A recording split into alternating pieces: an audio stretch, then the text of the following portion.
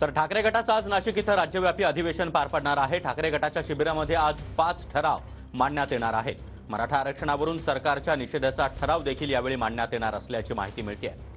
आणि या संदर्भात अधिक माहिती देत आहेत आमचे प्रतिनिधी निवृत्ती बाबर। निवृत्ती, ठाकरे गटाच्या अधिवेशनामध्ये मराठा आरक्षणासंदर्भातला महत्त्वाचा ठराव मांडण्यात येणार आहे। नक्कीच सागर, आपण पाहतोय उद्धव ठाकरे 3 दिवस नाशिकच्या दौऱ्यावर आहेत आणि आज ठाकरे गटाचं द डेमोक्रेसी या हॉटेलवरती राज्यव्यापी अधिवेशन पार पडतं आणि या अधिवेशनामध्ये ठाकरे गटाकडून एकूण 5 ठराव मांडण्यात येणार आहेत आणि यामध्ये महत्त्वाचा ठराव म्हणजे मराठा आरक्षणाविषयीचा एक ठराव आहे।